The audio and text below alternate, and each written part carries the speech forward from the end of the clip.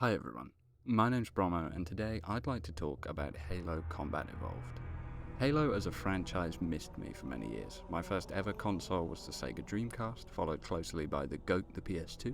And then in 2007, my dad did the classic dad thing of looking at the fact that the PS3 could play Blu-rays, a technology I to this day don't understand, and he settled on Sony's Monolith as the inroad to the 7th generation of consoles for our family.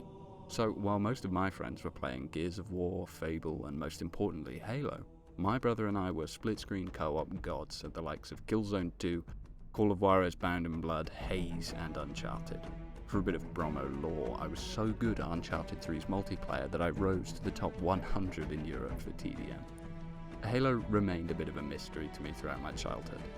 I had played one mission of CE on my older brother's original Xbox, but he moved out before my frontal lobe fully developed and took the Master Chief with him. Thus I settled on the other industry-defining FPS to base my personality around, Call of Duty. This video isn't really going to cover the real-world history of Halo's development or Bungie's as a studio. I'm no journalist and many videos exist already detailing just that far better and more eloquently than I could. No, as the title suggests, this video is more concerned with my personal, biased experience playing through Combat Evolved for maybe the second time in my life, thanks to the Master Chief Collection on PC. As I know for a fact that there are still many of you out there who've never touched the franchise, let alone the first entry, in this age of live service, battle passes, and premium currencies too. My hope for this video is that I can give those who've never played Halo a half commentary, half analysis to show why and how Halo reached that zenith of its popularity. But I don't just have praise for the game, and I think it will be at worst a bit of fun for long-time fans to get a different perspective on this generation-defining title that birthed the whole universe. I'll mostly be following the story here, bringing up story, music, and gameplay elements as they present themselves in-game, skipping around a little bit as needed. With all that said, let's begin. Combat Evolved begins with a wide shot of the Pillar of Autumn heading towards a strange space ring object.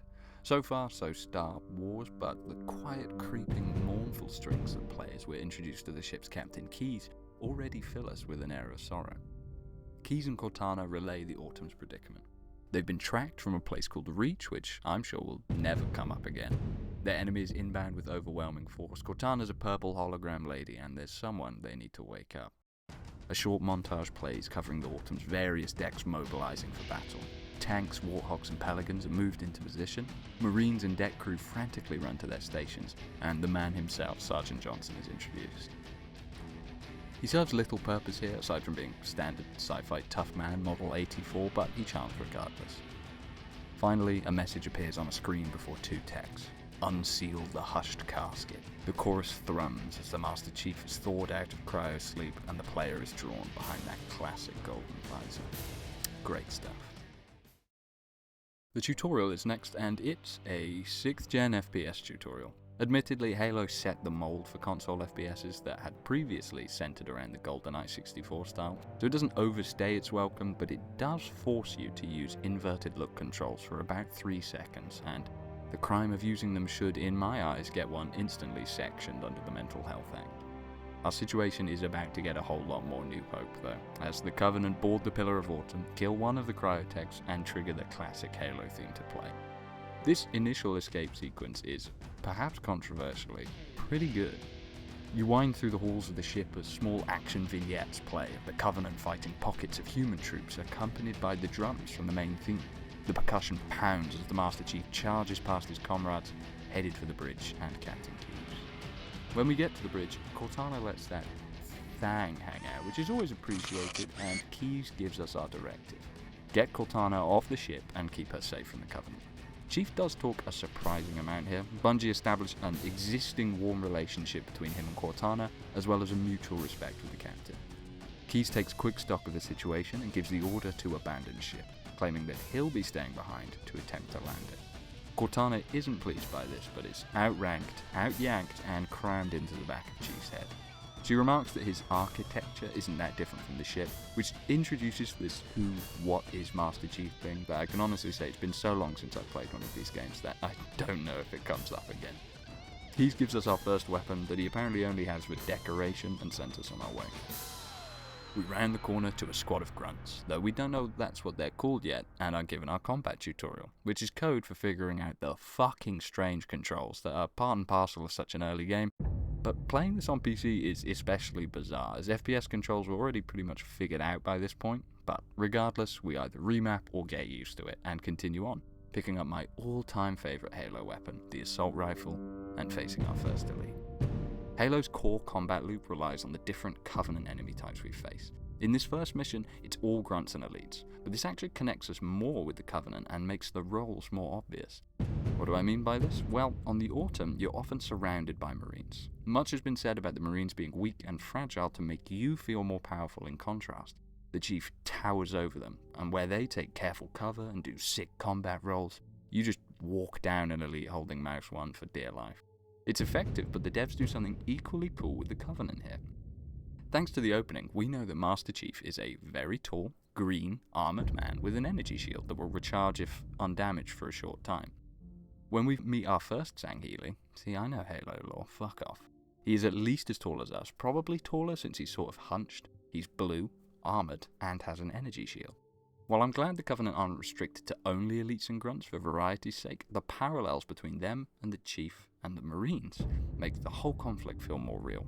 The Covenant aren't this unknowable alien entity, they're an army with distinct ranks and roles that we can recognise in the UNSC. Even the grunts, there are the red ones that have a little more health and a slightly different suit armour thing. This reflection aspect gets weaker as more alien types are introduced, but it remains with the vehicles. Ghosts and hogs, wraiths and scorpions, banshees and, well, hornets I guess, but they're not here yet, so we'll just have to wait.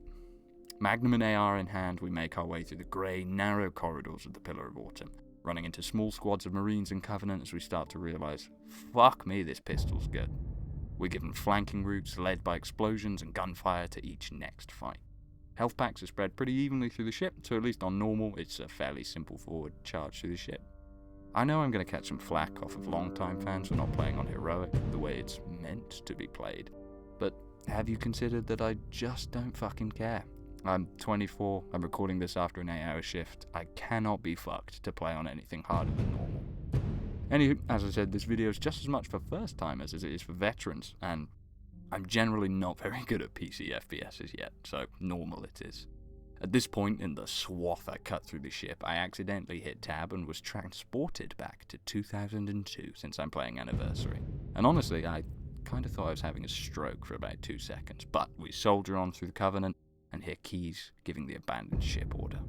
The rest of the level plays pretty much the same, with some creeping through maintenance access ways and cracking grunts on the back of the head, keeping an eye on the motion tracker too. Nothing else of note really happens here. I pick up a plasma rifle and remember the thing with Halo's weapon types that I'll get into later, and proceed on to the end of the first mission. The Pillar of Autumn concludes with the short cutscene of Chief and some Marines entering a lifeboat and heading towards the ring. Spoiler alert, I'm fairly certain the Chief bounces around inside the life pod and crushes all the poor Marines inside.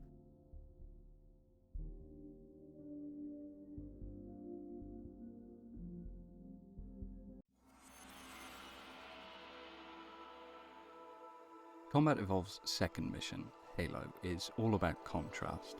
We've departed from the grey, samey, tight corridors of the Pillar of Autumn, as well as the shooters of old, Doom and Quake specifically, and have traded them for a serene, idyllic landscape marked by verdant hills and craggy rock faces. Halo itself is mysterious, an obviously mechanical ring world is mystery enough, but the landscape is held together by, and built on top of, a harsh, angular, alien architecture. As we make our way through a small valley towards the sound of gunfire, one of these geometrical structures lies before us, as well as some Covenant forces below going for the friendly Marines trapped next to it. After rescuing Johnson and the Marines, several Covenant dropships land and release elites and grunts that will head towards the central tower and need to be killed to secure a landing zone for the Pelican Foehammer, who we'll get very acquainted with as the game goes on. Foehammer drops off a Warthog and sends us on our way to regroup with other Marine squads that landed on Halo earlier. Thus, we are given the setup for the rest of the level. Drive in the Hog to UNSC landing zones, kill the Covenant there, and defeat an indeterminate number of waves till Foehammer can extricate those friendly forces. This loop works really well. It's a simple, understandable concept that lets the environment be the real star of the show, and boy is it. The natural landscape is, as I said before, beautiful. The downtime between fights is still entertaining as you get to drive through gorgeous vistas and bask in the majesty of the skybox. The simple trick of having Halo's ring stretch all the way around in full view is still today one of the most awe-inspiring sights in gaming.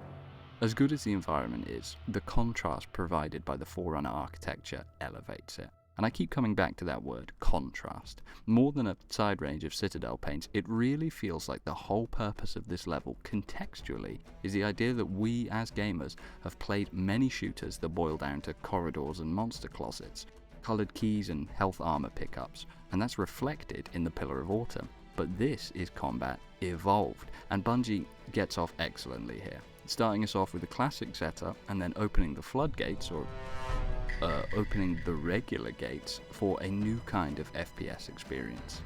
So, with that said, let's talk a little about the weapon sandbox in Combat Evolved. Weapons are split into two main types that I'm going to call Ballistic and Energy. Ballistic is all the UNSC stuff: Magnum, AR, Sniper and Shotgun, with the rocket launcher being a bit of an outlier, and Energy includes the Plasma Pistol, Plasma Rifle, and the Needler is the Covenant's outlier. Generally speaking, while ballistic weapons will do the job against elites with shields, energy weapons are far better for getting rid of those pesky Jackal and Elite shields. While the sniper rifle can one-shot elites with a well-placed headshot, aside from one later level, the power of this weapon is curtailed by its limited ammo, meaning it's often more efficient to save sniper rounds for the elites and have another weapon as a backup, whereas something like the plasma rifle can strip shields extremely fast, is pretty accurate and has plenty of ammo, and the plasma pistol can be quickly charged for a shield downing one shot. The sandbox then presents itself thus. One energy weapon and one ballistic weapon is the preferable loadout for most of the missions. Chief can hold both frag and plasma nades, so no need to choose there, and a ballistic weapon like the Magnum has the range and high damage to serve as a primary, while the plasma rifle has the accuracy and shield damage for a versatile loadout. To give a quick overview of each weapon, the Magnum is your true primary. High damage, accurate, and even featuring a 2x zoom for some reason, it makes the most sense to keep around as much as possible, given the versatility of being able to one-shot unshielded enemies and hunters with a crit, and the fact that ammo is plentiful for this thing. The assault rifle is a strange one. Despite its name conjuring images of a mid-range M4 style weapon, the MA5B is a 60-round fucking bullet hose that's honestly more suited to be your close-range, walk-down an unshielded enemy type weapon. It's staggeringly inaccurate when not fired in bursts at any range past about 5 meters, so functionally it's more of an SMG. The shotgun does ludicrous damage at close range, as one would expect. On enemies like Sentinels, it's not even that bad at mid-range, though its greatest and most powerful feature is being able to interrupt its reload by firing, allowing you to keep the gun topped up on the move and not being caught with your pants down if you reload while rounding a corner. It can also headshot, so taking the extra half second to aim for the head is greatly rewarded with even more damage.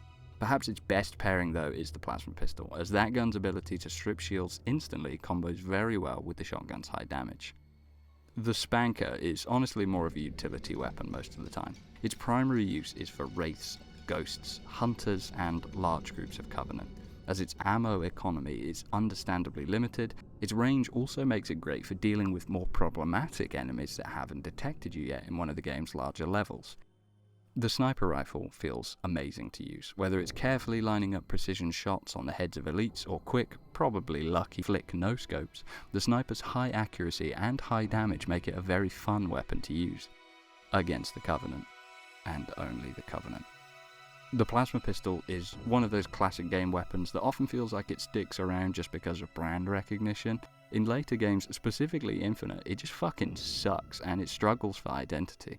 In CE, however, it's accurate at longer ranges thanks to some generous tracking and pretty fast projectile speed, but its primary function is to remove shields. It can be charged up for a slower moving bolt that has great tracking but will insta-down a shield. It also has a really satisfying melee. The plasma rifle, favoured weapon of the elites, is probably worse than the plasma pistol, but I really like using it so I don't care. While it lacks the ability to charge its shots, the plasma rifle has a decent fire rate and tracking, making it good enough at shield stripping that it generally overcomes that downside. The Needler is a strange one. It's the only Covenant gun that needs to be reloaded, as the others work on a battery and heat system. Its projectiles are much slower, but its defining feature is that if you land 7 shots against an enemy, they explode.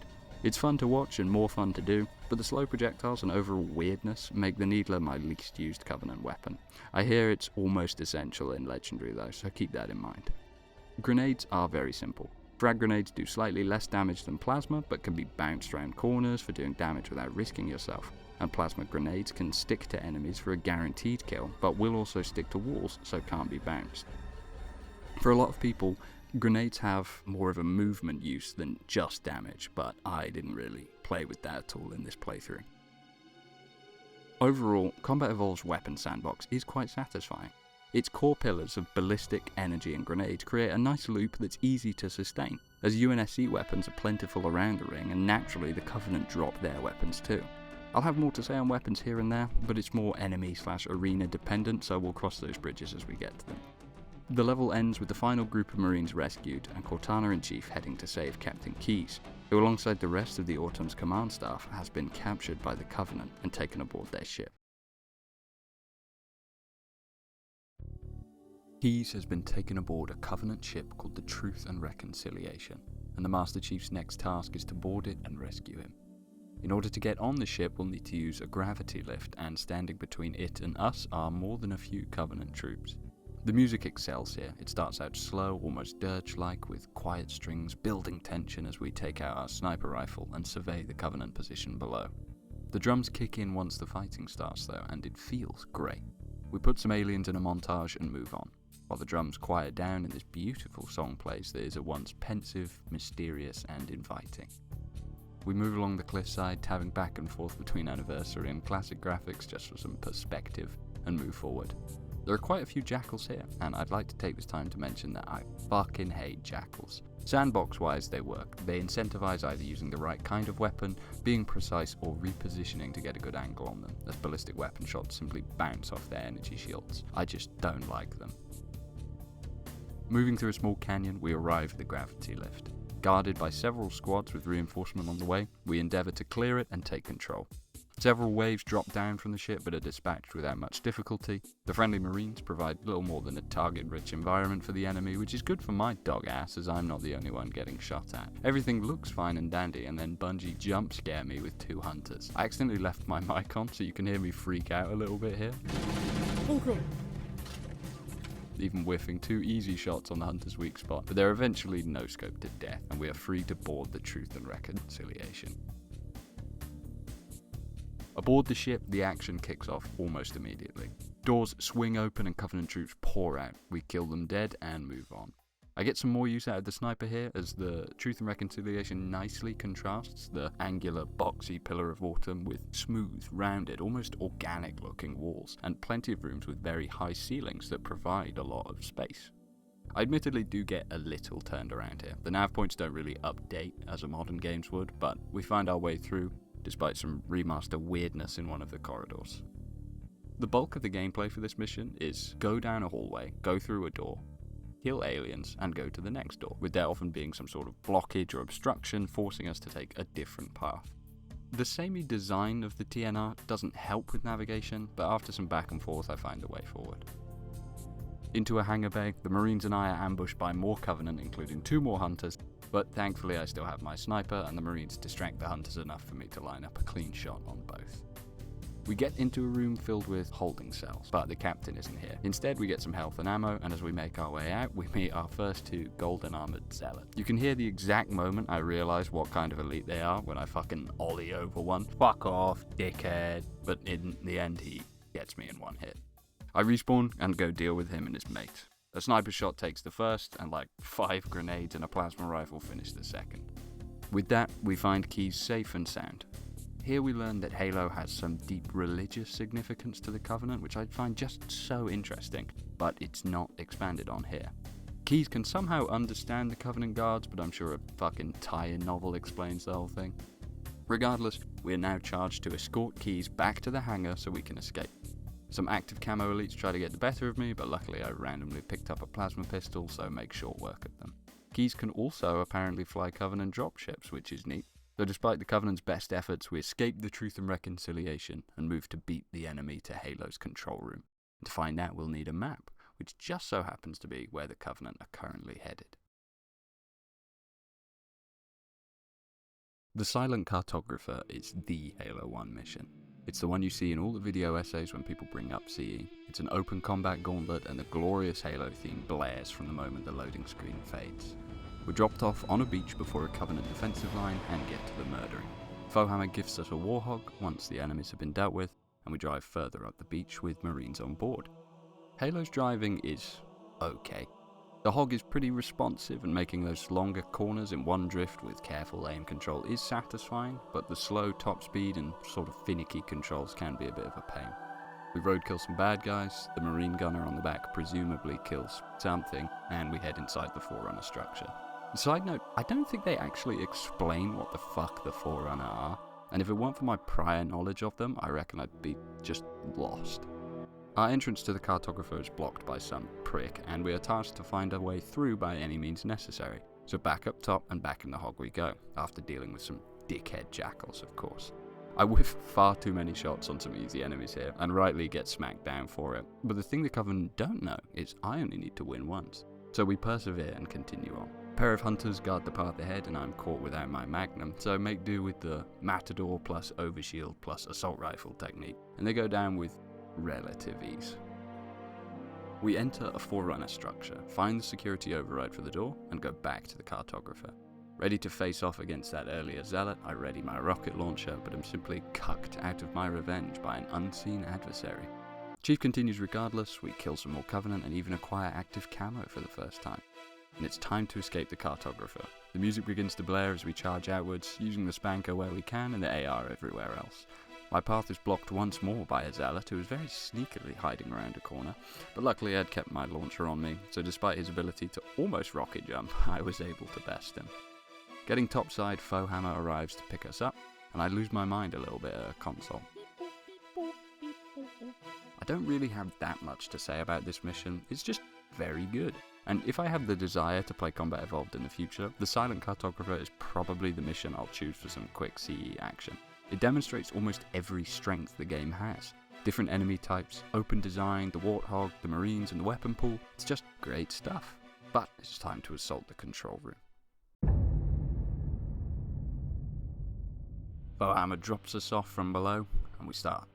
Fighting through a small room littered with grunts, we make our way outside to a bridge where we are greeted by a snowy, misty canyon, and it's genuinely beautiful. The presentation really sells that continued mystery of Halo. We learn from Keyes that the Covenant believe Halo to be a weapon, but the natural beauty seems to conflict with this. What would be the point of creating such an installation? If you're at all familiar with Halo, then you already know the answer, but the dissonance is still simulating even today.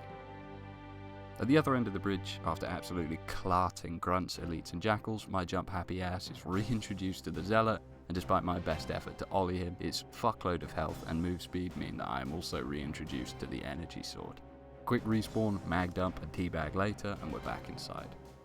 The rooms and corridors here are really samey and often symmetrical, so it's easy to get turned around, requiring the odd tab back to classic graphics, as the Anniversary Remaster adds about 19,000 lines to every surface, making them all far less readable. Finding our way outside, we're on the canyon floor. Several Covenant vehicles converge on a Warthog with some Marines. I try my best to use a plasma turret, but frankly it is ass. So I trade it for the Hog and we get to driving. The frozen lakes outright delete traction here, and are almost my doom several times, but luckily Johnson is just ahead with a Scorpion tank, providing a nice power boost as we traverse the canyon. We deal with more Covenant forces, including a pair of hunters, and I straight up just miss a console to open one of the doors, so waste a bit of time wraith killing before spotting it and moving forward. More hunters are encountered and overcome inside, and honestly I have a bit of a brain fart and miss the obvious vehicle impassable gate and double back, wasting loads of time and getting a bit angry. Back into the Forerunner structures we go, even having to fight two hunters in close quarters when all I have is a plasma rifle and rocket launcher, so naturally some muppetry ensues. Fuck off. Fuck's sake. Afterwards, I get my first Banshee, which is fun enough to control but is a bit of a glass cannon, and I miss another door opening console for a bit. We're finally in the control room. Plugging Cortana into the control room, she learns that the ring is Forerunner in origin, even though we don't know what that means, and tells us that the Covenant have unleashed something, and that we need to link up with Keys and prevent him from worsening the situation.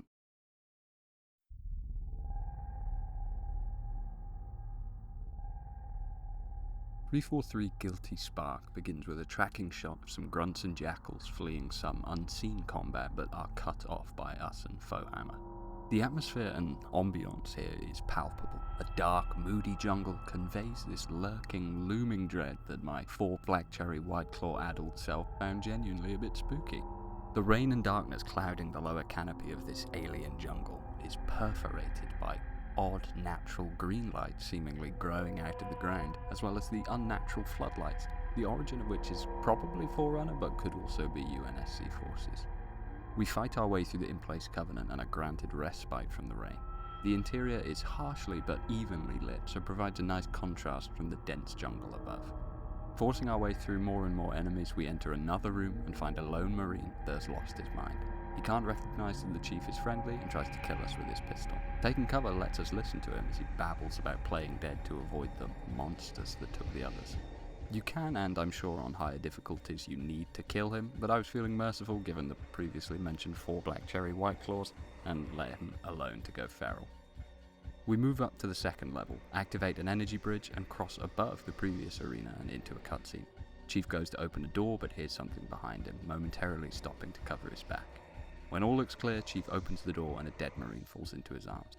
He moves into the room ahead, picks up another dead Marine's helmet camera, and this gives us another cutscene and the end of the good missions. We follow Johnson and his squad entering the same building we're currently in, and Keys joins them.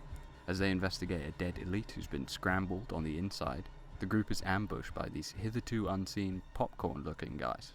We mighty spacemen of the future know that these are in fact the Flood infection forms, but for the uninitiated, they're weird and creepy, and they took Keys and Johnson. We're gonna have to get them back. The cutscene ends and we're dropped facing the aftermath of that attack. Bloodstains and weapons litter the ground before us as the infection forms charge towards Chief. Individually they're no problem, but a veritable swarm of the little bastards pour through the door at the far side of the room. Though the assault rifle makes quick work of them, especially given their kind of unreliable tendency to explode and take their little mates out when they get shot. Dispatching the first group leads to a second, this time including bigger, bipedal flood forms that, upon closer inspection, are a twisted, mutated Covenant elite. They're strong, fast, and now and then they get back up after you've seemingly killed them. I'll wait till later to talk about how the Flood fit into and shape the combat sandbox, but for now they're sufficiently spooky, especially since their default tactic is to bum rush you and smack the absolute meat off of the Chief, with 2 hits being enough to drop your shields. The close-range potency of the Flood here is neutered somewhat by the introduction of the M90 Close Assault Weapon System, or the shotgun. The shotgun's, frankly, boingo damage pretty much trivialises the combat here, compounded by the Flood and Covenant battling in the halls, letting us get into ideal buckshot range, with the Magnum and grenades being more than suitable for bullet sponge enemies a little further away. More Flood forms are encountered in the adjacent rooms, and this is where the devs decide to give them guns. Yay! The first few are equipped only with needlers, meaning any Doom-related circle strafing instincts you may already have will serve you pretty well here. But it won't be long before they get hit scan weapons, and anyone who's played Monolith's Blood before can tell you how that's gonna go. We fight through almost identical rooms connected by almost identical corridors, so the way forward is often a little confusing, having to find a specific door with the green strobe, though the view is often obstructed by, for want of a better word, gubbings. The constant flood spawns as we make our way out do provide some tension, but after a while it becomes more irritating than scary. I run out of shotgun shells and have to pick up an AR here, and the difference is immediately noticeable, so I re-up on the shotgun as soon as I can. Mercifully, I finally get back to the elevator that brought me down to this infernal place, and am greeted by several Marines, including Johnson, who are about as happy to see me as I am there, but I'm more so happy about the health packs and ammo drops. Flanked by the Marines, we make our way out of the structure and back into the gloomy forest. The oppressive rain continues as the Flood have arrived topside. We even get to see an infection form latching onto one or two Marines and the grim fate that awaits them. Fighting through and past Flood forms that leap down from the forest around us, we get to some sort of console and are greeted by 343 Guilty Spark. This is where we learn that the infection is indeed called the Flood, and that this monitor's purpose is to prevent their continued infection. Chief is teleported away, and the mission ends.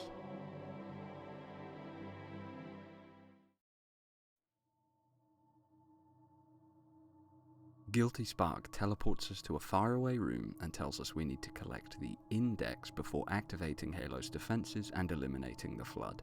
We're dropped into a circular room with an ungodly amount of Flood coming towards us. I kill as many as possible while trying to keep up with Spark as he periodically reads the fucking wiki at us to explain the Flood.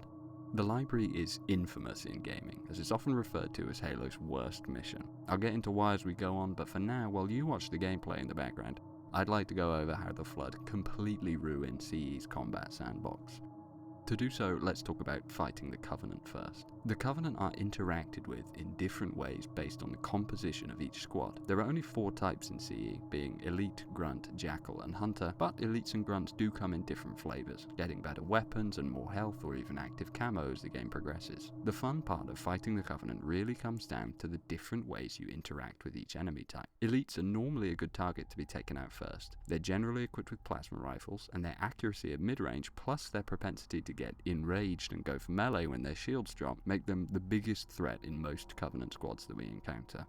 Grunts, as I mentioned in the Pillar of Autumn section, are like Marines. Individually, they're weak, often only carrying needlers that they never fire fast enough to be a real problem, or plasma pistols which they rarely overcharge, but they present en masse, and so if completely ignored can sort of sneak up on you. Their presence means it's not a super safe strategy to tunnel vision on the 1 or 2 elites in each squad, as the little fuckers will try to swarm you with plasma shots, though if their leaders are killed, they will often panic and run away, reinforcing their need to kill the elites first.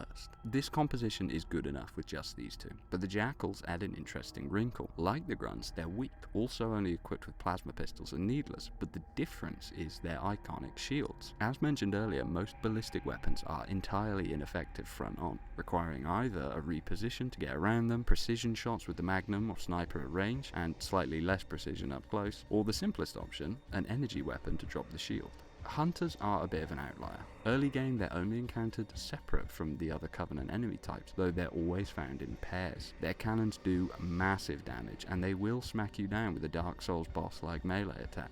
Dealing with a pair of Hunters is fairly simple. Use strafe to avoid their cannon shots, get close to bait the charge, and then shoot the weak spot on their back. There's depth there in either separating the pair and isolating one to take out, or going for both at once, but soon enough Hunters appear alongside their other Covenant allies, and so the Covenant combat sandbox is established. The game asks you to make constant decisions about target prioritization, spacing and dodging. There isn't really a wrong answer strategy-wise other than standing still. Keeping on the move is always a good idea, but mindlessly WM1ing at the enemy is often a great way to get cut down. Circle strafing a squad while taking note of its composition, taking out the elites first, and then repositioning to kill the Jackals and Grunts, or dealing with one or both of the Hunters. The name of the game here is constant movement while keeping track of the type and position of the enemies. It's very, very fun. One critical thing I haven't mentioned yet is that all of the Covenant forces wield energy weapons, which not only are their own best counter, but also fire projectiles, which can be dodged. Many FPSs of this era follow a similar philosophy.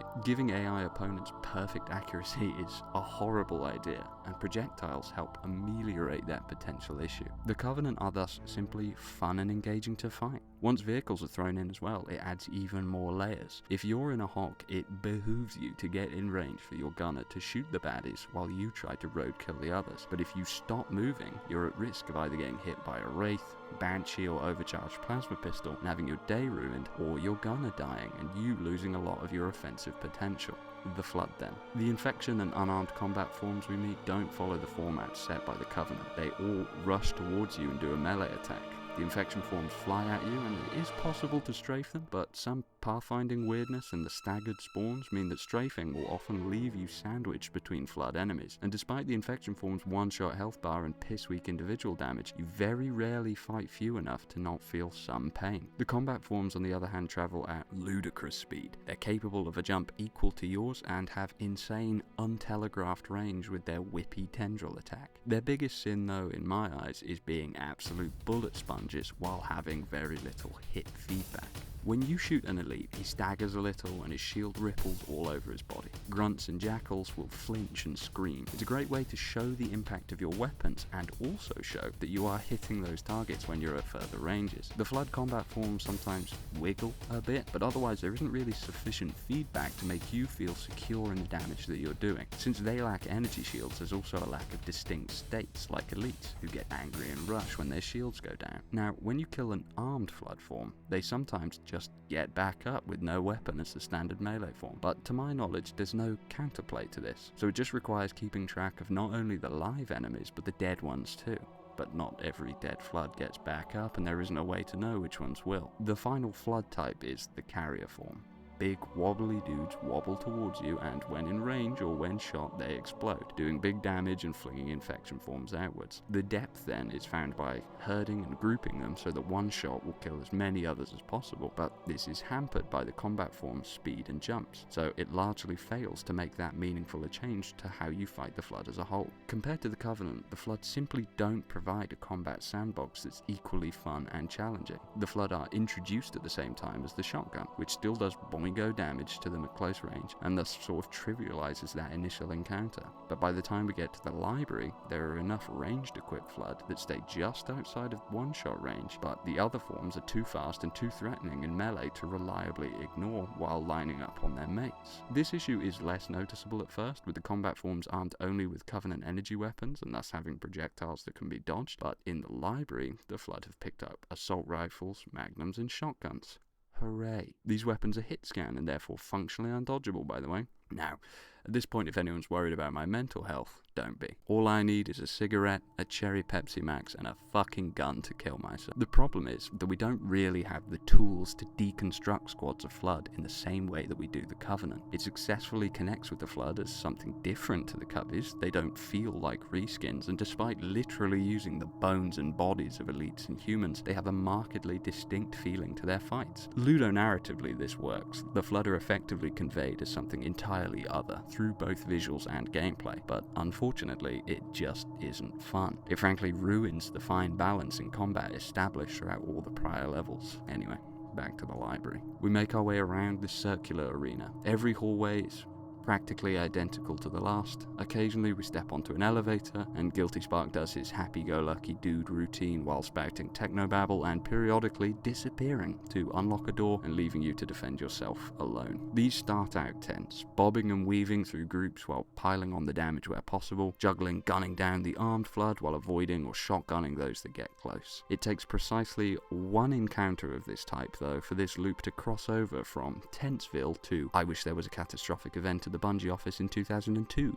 town. The Sentinels that Spark releases to assist you do alleviate some of this artery tightening in gameplay, but for my money, not enough. At this point, I have described pretty much the entire level. You go through identical rooms, are joined by identical lifts, and fight a fucking tide of Flood forms that just aren't fun. Nothing, not even Guilty Spark, about this level is fun, interesting, or satisfying. The Flood spawn constantly, devouring all your shotgun ammo, or your magnum ammo, or your grenades, easily closing any distance you put between you, and even the level design itself constricts into choke points and removes your ability to create that space. There's a particularly bad section where you're trapped in a small room with unrelenting Flood spawns, and in my playthrough I was seduced by the siren's call of the rocket launcher and had traded my shotgun. I got the shit slapped out of me. More elevators, more corridors, more choke points, and more armed Flood, even with shotguns. I can say with absolute confidence that the library is one of the most woeful gaming experiences I've had in years.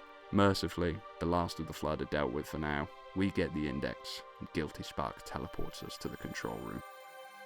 We plug in the index and are about to activate the installation when Cortana appears, and I've unfortunately lost the footage of the following cutscene, so was forced to improvise. Oh, bloody good job, mate. Here's the key. All you gotta do is put it in the thing, put it in the control room thing. Okay.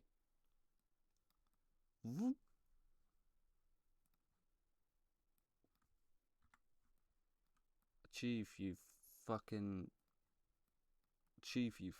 numpty, you're gonna kill us all. What you doing, bruv? Chill out, oh, fuck. Chill out, Cortana. It's fine. He's cool. No. Nah, bro. He's gonna kill us all. You're a fucking idiot, you metal twat. That there's a violation, you know. I wouldn't take that personally, bro. Fucking slap up this virtual sket, innit? Nah, she's alright, bro. Don't worry about it. Cortana, he's gonna help us kill the flood. Chief, even though there is no possible way you could have known this, I'm gonna get angry because it turns out, third act twist, the point of Halo is to blow up the galaxy and starve the flood out. That's it. That's the twist, and you almost did it. If you hadn't put me in this computer, what feels like 6 hours ago, you would have blown everyone up in the galaxy or the universe. So don't do that. Okay, that's pretty bulletproof reasoning. I'm not going to do that. I'm not going to do that. You're a fucking dickhead, yeah? I'm gonna fucking do it myself, innit? And probably kill you. I think that's the end of the cutscene.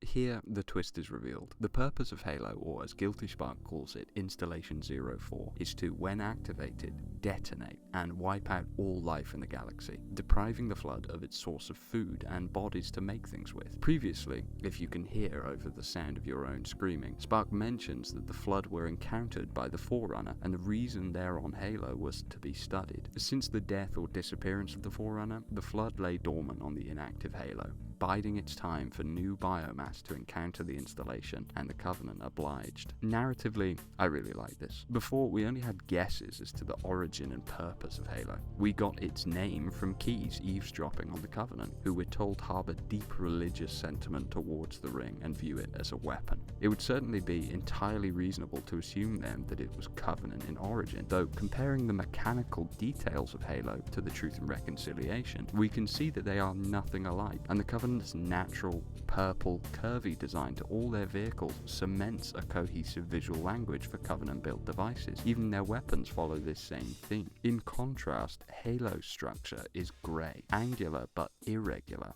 which also visually separates it from the UNSC as well as the Covenant.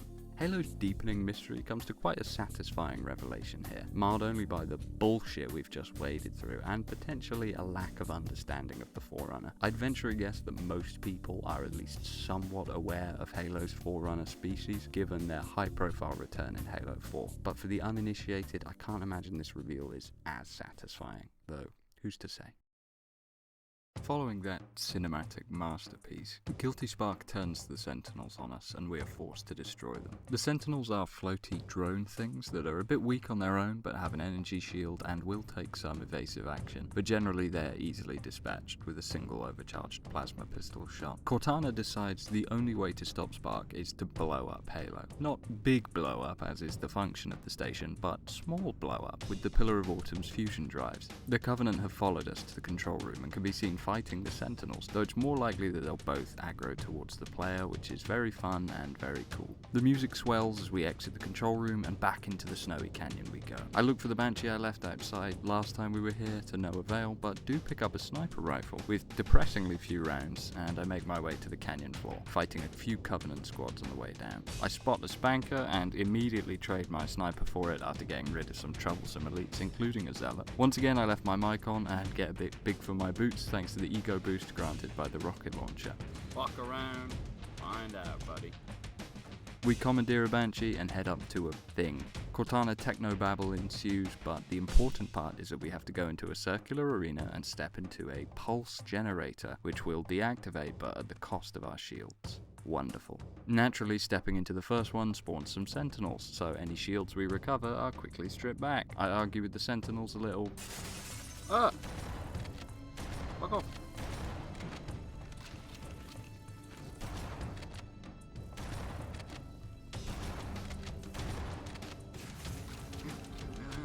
Go away. it a job, before retreating to the relative safety of the air in my Banshee. Cortana tells us to abandon the Banshee and head for the next canyon, to get to which we are forced through a choke point arena that is, if not identical, very similar to many rooms in the library. Halo's second half is very fond of stretching its levels out by making you go through constant reused assets one way, and then making you backtrack through that level afterwards. It's less noticeable here, but we're actually just doing the assault on the control room level in reverse. It's not great. The Flood reappear alongside the Covenant, and as we push through, it merely demonstrates my earlier musings on their place in the Sandbox. We come out onto a bridge, the Covenant and Flood battle it out at range on opposite walkways, and we are forced to cross, killing as many of both as possible and dealing with the Zealots with energy swords up the way. Once that trial is completed, we head further into the structure, and the devs just pour buckets of shotgun and AR equipped Flood forms on us, pairing them with elites and their shield stripping plasma rifles. It's brilliant. This section does really highlight one of the reasons the Flood are so unfun to fight. They pretty much cancel any forward momentum you have. When fighting the Covenant, your loop of strafe, isolate, kill keeps you constantly moving at least tangentially towards your objective. But the Flood present in such numbers and often in such narrow choke points that the only option is to nade the group and backpedal. Every door carries a 70% chance of making you skate backwards on your Mark V Mjolnir Heelys and thin the herd before progressing. We continue on and enter a wonderful arena filled with Flood, one particularly great example being when I had to enter a corridor, Flood behind me and in front of me, elites right next to me, and one combat form around the corner with a rocket launcher. There's a special place on Hell's constant buggery avenue for the designer that came up with this part. More identical arenas that are absolutely chocker, a little chanting to get my spirits up.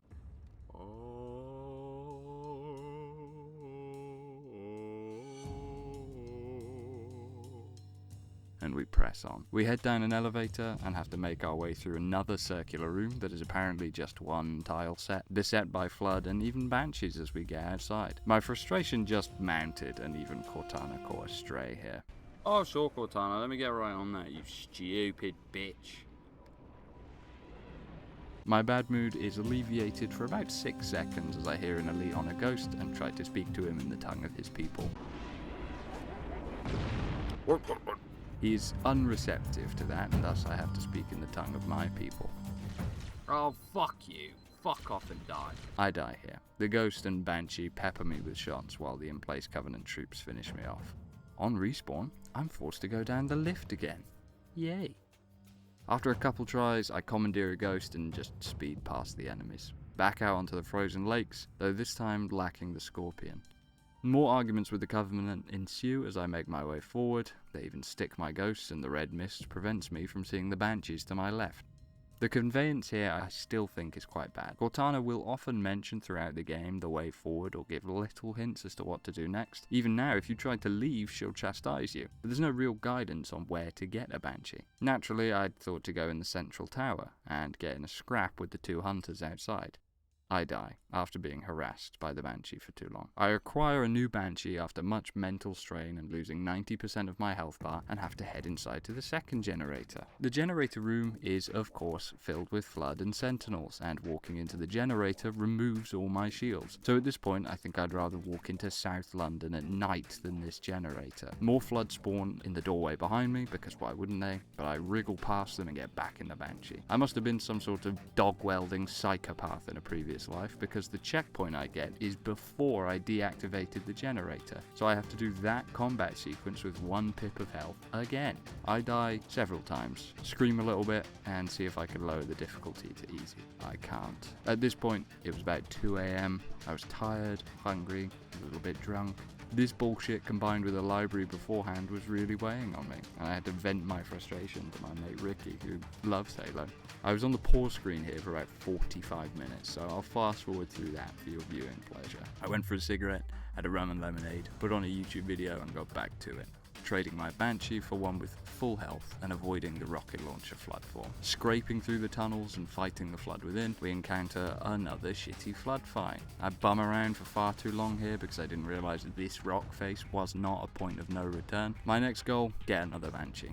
I spot two on the far side of the canyon, but two wraiths, rocket launcher flood, and the other pricks here prove quite the hurdle. Eventually, I get to the final generator. I kill the sentinels present and am mercifully teleported away. In order to self-destruct the Pillar of Autumn and destroy the Halo installation, we need Captain Keys, whose neural implants are essentially the key to the Autumn. Unfortunately for us and him, the Flood have captured and sequestered the Captain back to the Truth and Reconciliation. So once again, we're tasked with boarding the TNR via its gravity lift and rescuing Keys. The mission starts and it's a retooling of the original Truth and Reconciliation mission. The score is now more unsettling. Long, drawn-out notes are dragged out of violins. Creeping scales play as we traverse the canyon and fight the flood. The atmosphere is palpable. The moody blues from the night sky contrast really nicely with the unnatural, sickly greens of the pools of coolant around us. And as we get to the gravity lift, it's that classic Covenant purple that fills the air and covers the cliffs. We enter the gravity lift and once again board the Truth and Reconciliation. Cortana gives us a nav point and we begin to traverse the ship. I'm gonna keep it a buck here, this level is not good. The original TNR level had some issues with choke points, but the Floods go straight for the player combat style make it far worse to play. My earlier points about momentum are both exemplified and exacerbated here. Their ceaseless advance and constant spawns in every fucking hallway just drive me up the bastard wall, and the entire level plays out the same way. There are no changes to this, nothing to shake up the formula aside from the odd Covenant squad, but they're few and far between, and honestly I'm just kind of sick of combat at this point. Keys calls out to us, ordering Chief to turn back and flee. But we press on regardless, determined to rescue the Captain, and I was simply determined to finish his fucking video. We get one combat encounter with just the Covenant in a shuttle bay, but it's not as fun as it could be because both we and the Covenant are restricted to these narrow walkways, limiting our movement and momentum. Back to the Flood and back into the corridors we go. The AR and shotgun are sufficient in dealing with the Flood we find in the halls, and we come up to our objective. When we get to the control room, we find Keys. The once proud Captain has been reduced to a twisted, disfigured mass of flesh. The man he was is at this point gone. Cortana urges Chief to do what must be done, as we really need those neural implants. A quick right jab through his head ends the Captain and secures our objective. We still have to get off the Truth and Reconciliation though. There's no time to think, given the Flood and Covenant squad behind every door, all of whom are more than happy to just nade spam your ass, so this takes me several attempts. Getting back to the shuttle bay, we're met by more strong Covenant troops, and I have a little bit of a breakdown, heading to the pause menu for a bit. It takes so long to deal with the elites guarding the escape Banshees, but they're finally killed, and we make our escape. Thank fuck. Halo's final level probably took a few months off of my life. After almost crashing and ending this awful ride, we're back aboard the Pillar of Autumn, with the objective to get to the bridge and blow up this ship. The Flood, of course, have boarded the Autumn and are intent on rebuilding it to get off Halo and spread their infection throughout the stars. As nostalgic as it is to be back in these cramped corridors, the Flood make these fights distinctly unfun, though the Covenant's presence is a bit of a salve. Two hunters in this close quarters battle are genuinely very fun to fight. You lack the verticality to jump, and this makes it that much more intense. And the masked grunts and elites deeper inside are the most well-equipped we've fought yet. But it's short-lived, and regardless, we make our way to the bridge. We've done it. We can blow up the Pillar of Autumn and get the fuck out of here. Or 343 Guilty Spark could show up and stop the countdown. He's retreated to engineering with a bunch of sentinels, and it's down to us to finish the fight, and so on. We're ambushed by sentinels on the bridge, but the shotgun makes quick work of this skeet shooting challenge, and we dip out to follow the monitor and begin to weave back through the Pillar of Autumn, mirroring the first mission, finding ongoing fights that, unlike that first mission, lack friendly forces. So while it's necessary to engage most of the enemies given the Flood's extreme aggression, the resemblance rings kind of hollow. Traversing the ship, we get back into the maintenance access ways and through cryo storage where we began. It's cool enough, but now we're in engineering, and the final boss is upon us. What could it be? A massive flood form? A mutated Pelican gunship? 343 Guilty Spark himself? How about 4 periodically opening vents that you have to perfectly arc a grenade or rocket into?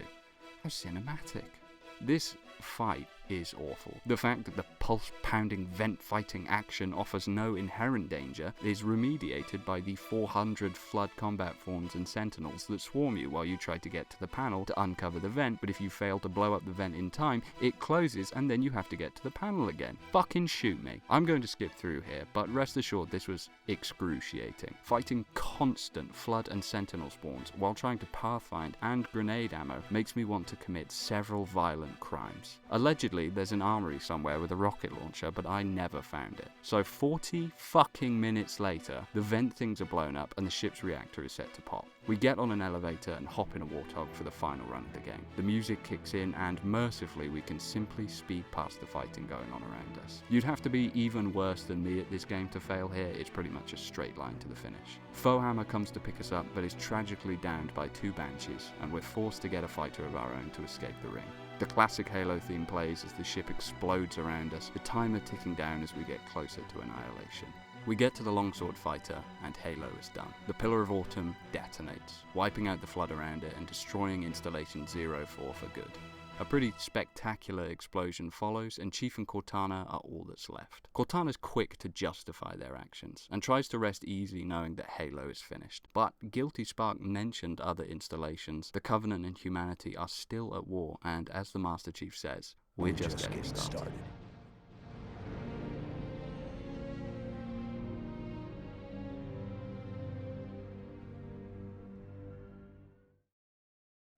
Halo Combat Evolved is a truly polarizing experience.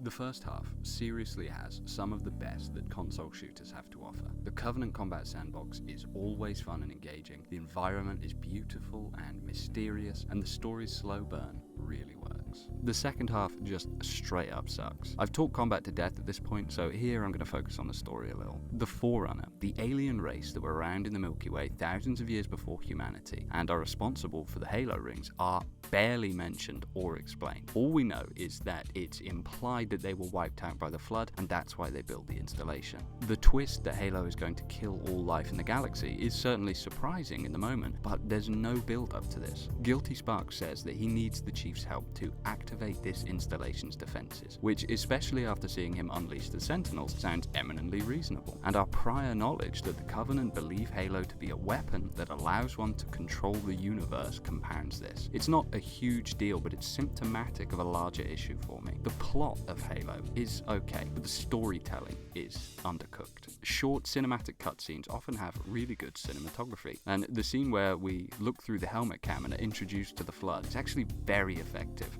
Cutscenes throughout have good blocking and decent timing. The little moments work, but the way the plot is continued and moved along is just one character saying, "Good job, Chief, but now you need to go do this other thing." The setups for each level are weak, and as the game goes on they become, for want of a better word, more gamey. The plasma generators in Two Betrayals come to mind here. The context for why we're doing what we are is often weak or overly simple, and it hurts the narrative's focus, which isn't so bad in the first half because we're building a mystery. But after they've ruined the good combat in the second half and given the twist away, we're left with nothing. The characters are also lacking throughout. I'd go as far as to say that there are barely any true characters in Combat Evolved. Most are just archetypes. Johnson is cool but shallow. Keyes is nothing more than a stoic commander type, any depth to whom is completely ignored, and the Master Chief himself has about 6 lines. Now, silent protagonists are a classic part of shooters, so it's understandable, and admittedly Cortana has enough variety beyond just being sassy lady that she adds layers to Chief and basically speaks for him, to the point where you genuinely feel her absence when you leave her in the control room and are left in silence for the following missions. The Covenant are just the enemy. Their alien language lends no commonality between the two of you, and that's okay, especially since it's greatly expanded upon as the games continue, so it isn't a missed opportunity for long. Overall, I'd still recommend Halo. I know that for a lot of you it was one of your first FPS experiences, just as COD 2 and Return to Castle Wolfenstein were for me. The success of creating a power fantasy as the Master Chief and the establishment of him and Cortana as a dynamic duo to face off against the might of the Covenant is so effective, it's easy to see how Bungie were able to kickstart this whole universe. the latter half of this video has been really negative. So I want to balance that out here. Combat Evolved is truly something special, and I don't want my bitching to prevent you from checking it out. So if you have Game Pass on PC or Xbox, you owe it to yourself to give it a go. There are still today few things that compare to stepping out of that life pod in the second mission and casting your gaze into the Ringworld sky. So that's Combat Evolved. I've genuinely had fun, especially with the first half of this one. And now that I have a bit of distance from it, I'm not as angry at the game as I was. So if you get the chance, please give it a go. Hopefully, now that this video is done, I can get started on Halo 2, which I'm looking forward to, as I haven't played it since 2014. And despite my misgivings about CE, this universe that Bungie created truly is captivating, and I can't wait to see what's in store. Thanks for watching. I'll see you soon.